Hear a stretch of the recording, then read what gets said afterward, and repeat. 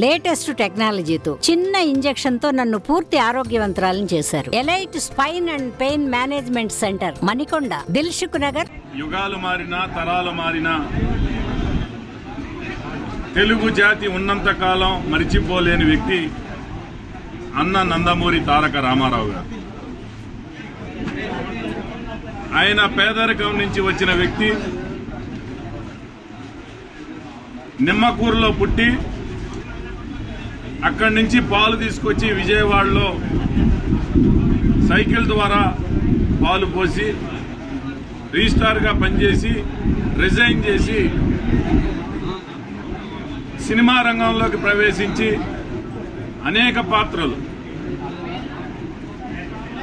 ఒక భగవంతుణ్ణి చూశాము అనంటే ముందుగా గుర్తుకొచ్చేది అన్న ఎన్టీ రామారావు గారు.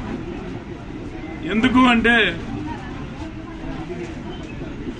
భగవంతుల రూపంలో అనేక పాత్రలు పోషించిన వ్యక్తి నందమూరి తారక రామారావు గారు. ఒక దుర్యోధనుడి పాత్ర గాని, రావణాసురుడి పాత్ర గాని, శ్రీకృష్ణుడు, రాముడు,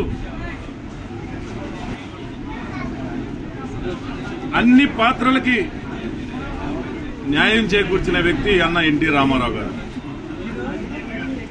సినిమా రంగాన్ని ఆ రోజు తన కుటుంబానికి ఆదాయ వనరుగా ఉన్న తృణప్రాయంగా విడిచిపెట్టి రాజకీయాల్లోకి వచ్చి కేవలం 9 నెలల కాలంలోనే పార్టీ స్థాపించిన తర్వాత చరిత్ర సృష్టించిన వ్యక్తి అన్న ఎన్టీ రామారావు గారు.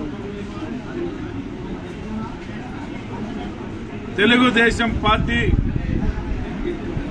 ఆవిర్భవించిన తర్వాత, ప్రభుత్వం ఏర్పాటు చేసిన తర్వాత సంక్షేమ రంగాన్ని భారతదేశంలో ప్రవేశపెట్టిన వ్యక్తి ఎవరైనా ఉన్నారు అని అంటే అది అన్న ఎన్టీ రామారావు గారు. ఈ రోజుకి భారతదేశంలో అనేక రాష్ట్రాలు, కేంద్ర ప్రభుత్వం గాని అన్న ఎన్టీ రామారావు గారు ప్రవేశపెట్టిన పథకాలు అమలు చేస్తా ఉన్నారు అని అంటే ఆ రోజుల్లోనే ఆయన ఏ విధంగా పేదవారి గురించి ఆలోచించారో ఒక్కసారి మనం అందరం కూడా గుర్తు చేసుకోవాలి. ఆయన భౌతికంగా మన మధ్యలో లేకపోయినా ఆయన మరణం తర్వాత ఉన్న పిల్లలు కూడా ఈరోజు ఆయన ఫోటో వేసుకొని మరి ఆయన గొప్పతనాన్ని తెలుసుకొని ఈరోజు 101వ జయంతి అయినా కానీ ఈ రోజుకి కూడా మరి యువత, తెలుగు జాతి ప్రపంచవ్యాప్తంగా అన్ని దేశాల్లో కూడా మరి ఆయన జయంతి ఉత్సవాలు చేసుకుంటా ఉన్నారనంటే ఆయన కారణ జన్ముడు. ఆయన సాధించిన విజయాలు ఆయనను స్ఫూర్తిగా తీసుకొని ప్రతి ఒక్కరూ కూడా అదేవిధంగా మన జాతికి, తెలుగు జాతికి ఏం చేయాలా, ఏ విధంగా చేస్తే పేదరిక నిర్మూలన జరుగుతుంది అనే ఆలోచనతోటి ముందుకెళ్లాలని చంద్రబాబు నాయుడు గారు కూడా ముఖ్యంగా యువత కోసం, ఉపాధి కోసం మరి అనేక రకాలుగా ఐటీ సంస్థలు కానీ, నగరాలు అభివృద్ధి చేయడంలో కానీ, పరిశ్రమలు స్థాపించడంలో కానీ, సంక్షేమం అమలు చేయడంలో కానీ, రేపు 4వ తేదీ రాబోయేది తెలుగుదేశం పార్టీ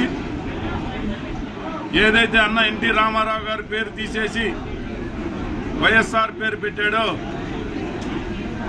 ఆ యూనివర్సిటీకి మళ్ళీ అన్న ఎన్టీ రామారావు గారి పేరు పెట్టి రామారావు గారికి రుణం తీర్చుకుంటాం. ఆయన చేసిన అక్రమాలన్నీ కూడా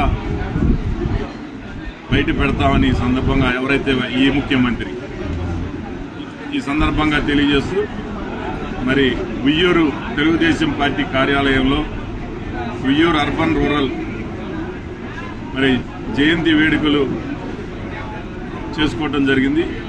101వ జయంతి సందర్భంగా మన కనుమలూరు తెలుగుదేశం పార్టీ తరఫున మన ఉయ్యూరు టౌన్లో ఎమ్మెల్యే అభ్యర్థి గోడే ప్రసాద్ గారు, నేను అలాగే మన తెలుగుదేశం శ్రేణులు అందరూ కూడా ఉత్సాహపూరితమైనటువంటి వాతావరణంలో కేక్ కోసి ఎన్టీ రామారావు విగ్రహానికి దండ వేసి సెలబ్రేషన్స్ని అత్యుత్సాహంతో జరుపుకోవడం. ఎన్టీఆర్ అన్న పేరే వైబ్రేషన్. ఒక సంచలనం.